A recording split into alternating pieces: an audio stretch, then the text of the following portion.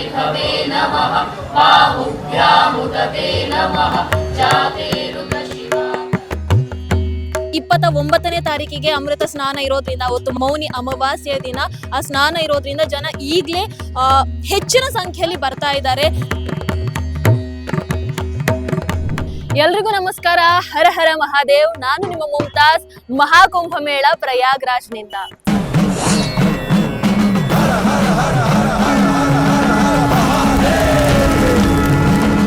ಹರ ಹರ Mahadev. So ಈಗ ನಾನು ನಿಂತಿರುವಂತಹ ಜಾಗ ಗಂಗಾ ನದಿಯ ತಟದಲ್ಲಿ ನಾನು ನಿಂತಿದ್ದೀನಿ. ನಿಮಗೆಲ್ರಿಗೂ ಗೊತ್ತಿರೋ ಹಾಗೆ ಮಹಾಕುಂಭಮೇಳದ ಅತ್ಯಂತ ಪ್ರಮುಖ ಭಾಗ ಅಂತ ಹೇಳಿದ್ರೆ ಅದು ಅಮೃತ ಸ್ನಾನ. ಪ್ರತಿಯೊಬ್ರು ಕೂಡ ದೇಶದ ಮೂಲೆ ಮೂಲೆಯಿಂದ ಭಕ್ತಾದಿಗಳು ಮುಖ್ಯವಾಗಿ ಈ ಮಹಾಕುಂಭಮೇಳಕ್ಕೆ ಯಾಕೆ ಬರ್ತಾರೆ ಅಂತ ಹೇಳಿದ್ರೆ ಅಮೃತ ಸ್ನಾನ ಮಾಡ್ಬೇಕು ಅನ್ನುವಂಥ ಒಂದೇ ಒಂದು ಉದ್ದೇಶದಿಂದ. ಅದು ಎಷ್ಟೇ ಕಷ್ಟ ಆಗ್ಲಿ ಏನೇ ಆಗ್ಲಿ ಒಂದು ಬಾರಿ ಈ ತ್ರಿವೇಣಿ ಸಂಗಮದಲ್ಲಿ ನಾನು ಮಿಂದೇಳ್ಬೇಕು, ಗಂಗೆಯಲ್ಲಿ ಮಿಂದೇಳ್ಬೇಕು, ನನ್ನ ಪಾಪಗಳನ್ನ ಪರಿಹಾರ ಮಾಡ್ಕೊಳ್ಬೇಕು ಅನ್ನುವಂತಹ ಒಂದೇ ಒಂದು ಆಸೆಯಿಂದ ಪ್ರತಿಯೊಬ್ರು ಕೂಡ ದೇಶದ ಮೂಲೆ ಮೂಲೆಯಿಂದ ಈ ಮಹಾಕುಂಭಮೇಳಕ್ಕೆ ಆಗಮಿಸ್ತಾ ಇದ್ದಾರೆ. ನೀವೀಗ ನೋಡಬಹುದು ಗಂಗಾ ನದಿ ತಟದಲ್ಲಿ ಜನ ಅಮೃತ ಸ್ನಾನವನ್ನ ಮಾಡ್ತಾ ಇದ್ದಾರೆ.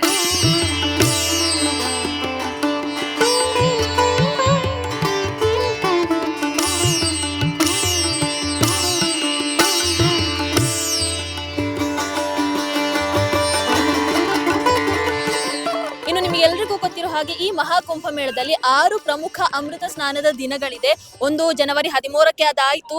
ಅದಾದ್ಮೇಲೆ ಜನವರಿ 15ನೇ ತಾರೀಕಿಗಿತ್ತು ಮಕರ ಸಂಕ್ರಾಂತಿಯ ದಿನ.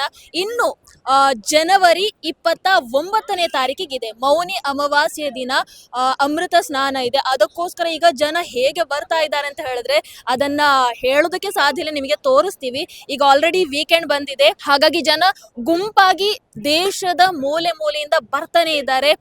29ನೇ ತಾರೀಕಿಗೆ ಅಮೃತ ಸ್ನಾನ ಇರೋದ್ರಿಂದ ಅವತ್ತು ಮೌನಿ ಅಮಾವಾಸ್ಯೆಯ ದಿನ ಆ ಸ್ನಾನ ಇರೋದ್ರಿಂದ ಜನ ಈಗಲೇ ಹೆಚ್ಚಿನ ಸಂಖ್ಯೆಯಲ್ಲಿ ಬರ್ತಾ ಇದ್ದಾರೆ. ನೀವು ಎಲ್ಲಿ ನೋಡಿದ್ರು ಕೂಡ ನಿಮಗೆ ಒಂದು ಕಾಲಿಡೋದಕ್ಕೂ ಜಾಗ ಇಲ್ಲ, ಅಷ್ಟು ಜನ ದೇಶದ ಮೂಲೆ ಮೂಲೆಯಿಂದ ಬರ್ತಾ ಇದ್ದಾರೆ. ಈಗಾಗಲೇ ಒಂದು 11 ದಿನ ಆಗಿದೆ ಮಹಾಕುಂಭಮೇಳ ಆರಂಭ ಆಗಿ. ಈ 11 ದಿನಗಳಲ್ಲಿ ಸುಮಾರು 10 ಕೋಟಿಗೂ ಹೆಚ್ಚು ಜನ ಈ ಮಹಾಕುಂಭಮೇಳಕ್ಕೆ ಬಂದು ಇಲ್ಲಿ ಅಮೃತ ಸ್ನಾನವನ್ನ ಮಾಡಿದ್ದಾರೆ.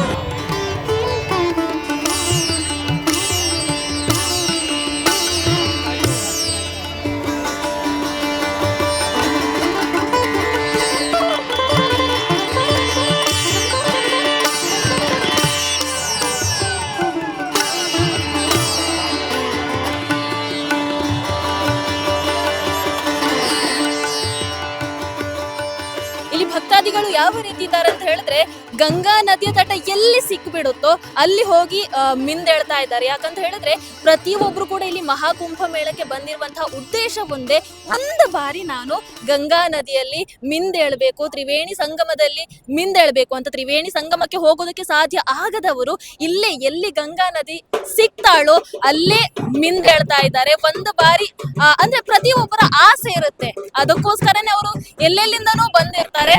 ಹಾಗಾಗಿ ನಾನು ಈಗ ಒಂದು ಗಂಗಾ ನದಿಯ ತಟದಲ್ಲಿ ನಿಂತಿದ್ದೀನಿ. ಇಲ್ಲೂ ಕೂಡ ಬಹಳಷ್ಟು ಜನ ಮಿಂದೇಳ್ತಾ ಇದ್ದಾರೆ.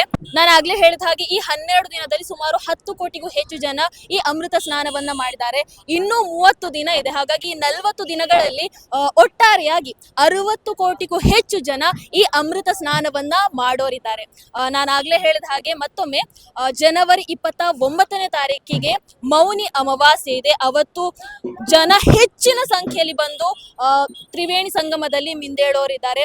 ಅದೇ ರೀತಿ ಫೆಬ್ರವರಿ 3ನೇ ತಾರೀಕಿಗೆ ಬಸಂತ್ ಪಂಚಮಿ ಇದೆ, ಅವತ್ತು ಕೂಡ ಜನ ಹೆಚ್ಚಿನ ಸಂಖ್ಯೆಯಲ್ಲಿ ಬರೋರಿದ್ದಾರೆ. ಅದಾದ ನಂತರ ಫೆಬ್ರವರಿ 12ನೇ ತಾರೀಕಿಗೆ ಮಾಗಿ ಹುಣ್ಣಿಮೆ ಇದೆ. ಅದಾದ್ರೆ ಫೆಬ್ರವರಿ 26 ನಿಮಗೆಲ್ರಿಗೂ ಗೊತ್ತಿರೋ ಹಾಗೆ ಅವತ್ತು ಮಹಾಕುಂಭಮೇಳ ಸಂಪನ್ನಗೊಳ್ಳುತ್ತೆ. ಅವತ್ತು ಮಹಾಶಿವರಾತ್ರಿ ಕೂಡ, ಅವತ್ತು ಅಮೃತ ಸ್ನಾನ ಇದೆ. ಹಾಗಾಗಿ ಇನ್ನು 4 ಪ್ರಮುಖ ಅಮೃತ ಸ್ನಾನದ ದಿನಗಳಿವೆ. ಅದಕ್ಕಾಗಿ ಜನ ದೌಡಾಯಿಸ್ತಾ ಇದ್ದಾರೆ ಇಲ್ಲಿ ಮಹಾಕುಂಭಮೇಳಕ್ಕೆ.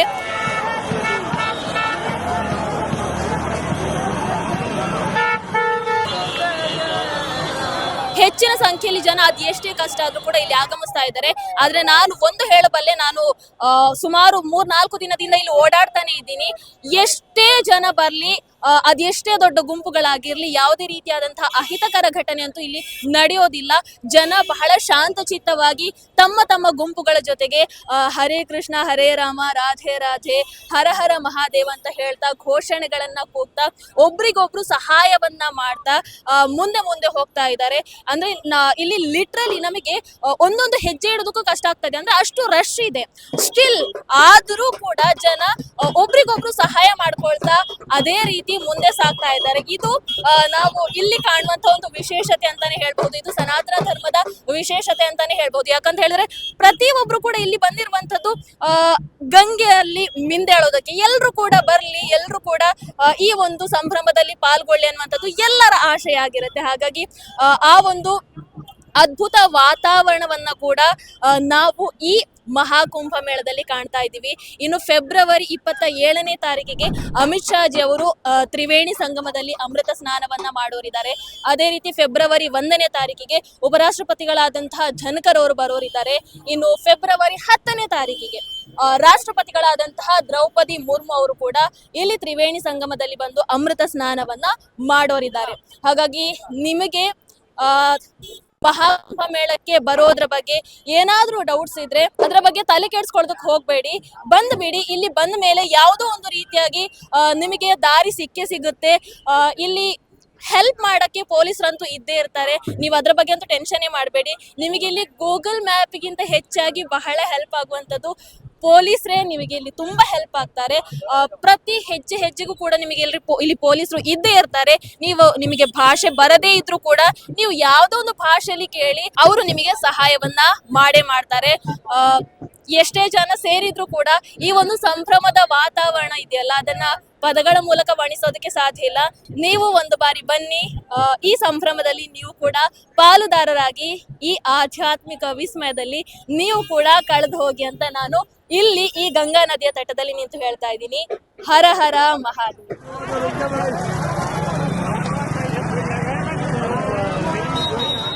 ನಿಮಗೆ ನಾನಿಲ್ಲಿ ಒಂದು ಸ್ಪಷ್ಟಪಡಿಸೋದಕ್ಕೆ ಇಷ್ಟಪಡ್ತೀನಿ. ನಾನೀಗ ನಿಂತಿರುವಂತಹ ಜಾಗ ಇದು ತ್ರಿವೇಣಿ ಸಂಗಮ ಅಲ್ಲ, ಇದು ಗಂಗಾ ನದಿಯ ತಟ ಅಷ್ಟೇ.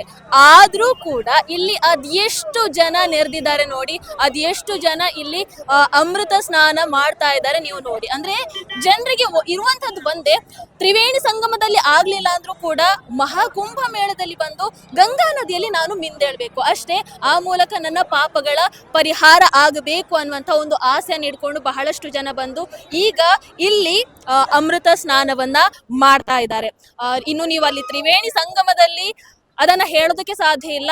ಈಗ ಆನ್ ಸ್ಪಾಟ್ 1,00,000ಕ್ಕೂ ಹೆಚ್ಚು ಜನ ಅಲ್ಲಿ ಅಮೃತ ಸ್ನಾನಕ್ಕಾಗಿ ನಿಂತಿದ್ದಾರೆ.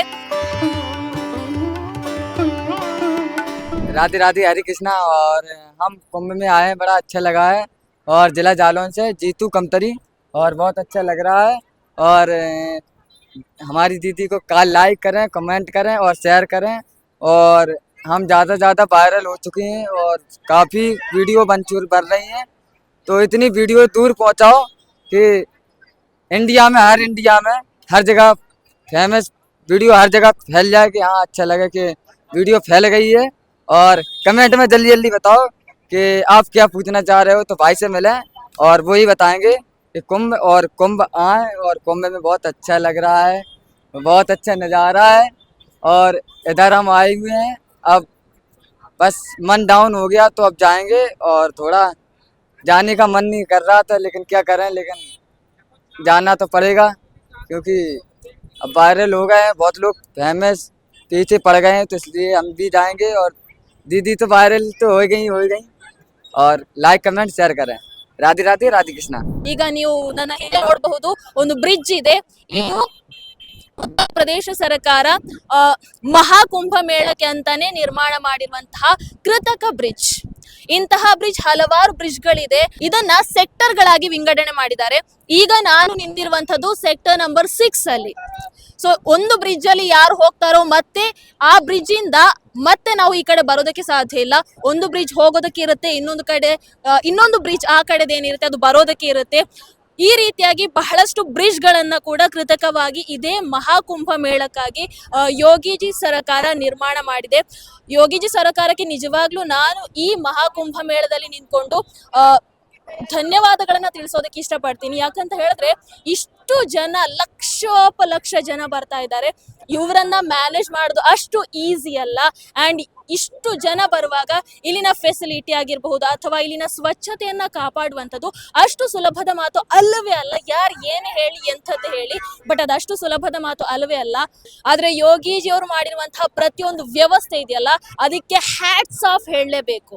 ಪೊಲೀಸರಿಂದ ಹಿಡಿದು ಸ್ವಚ್ಛತಾ ಕಾರ್ಮಿಕರವರೆಗೂ ಕೂಡ ಅದ್ಭುತವಾದಂತಹ ಟೀಮ್ ಇದೆ ಇಲ್ಲಿ.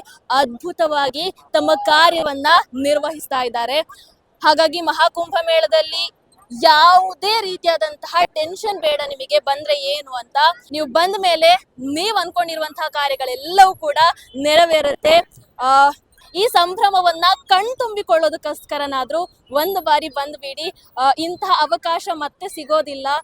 144 ವರ್ಷಗಳಿಗೊಮ್ಮೆ ನಡೆಯುವಂಥದ್ದಿದು. ಹಾಗಾಗಿ ಬಂದ್ಬಿಡಿ ಅಲ್ಲ, ಬಹಳ ಅದ್ಭುತವಾಗಿದೆ. ವ್ಯವಸ್ಥೆಗಳ ಬಗ್ಗೆ ಎರಡು ಮಾತಿಲ್ಲ. ಬನ್ನಿ, ಅಮೃತ ಸ್ನಾನವನ್ನ ಮಾಡಿ ನಾವೆಲ್ಲರೂ ಕೂಡ ಪರಶಿವನ ಕೃಪೆಗೆ ಪಾತ್ರರಾಗೋಣ. ಹರ ಹರ ಮಹಾದೇವ್. ಟಿವಿ ವಿಕ್ರಮ, ದೇಶ ನಿಮ್ಮ ಕೈಯಲ್ಲಿ. ಈ ಕಾರ್ಯಕ್ರಮ ನಿಮಗೆ ಇಷ್ಟ ಆಗಿದ್ದಲ್ಲಿ ಲೈಕ್, ಶೇರ್ ಹಾಗೂ ಕಮೆಂಟ್ ಮಾಡಿ. ಟಿವಿ ವಿಕ್ರಮದ ಕಾರ್ಯಕ್ರಮಗಳನ್ನು ನಿರಂತರವಾಗಿ ವೀಕ್ಷಿಸಲು ಸಬ್ಸ್ಕ್ರೈಬ್ ಮಾಡಿ, ಬೆಲ್ ಐಕನ್ ಒತ್ತಿ.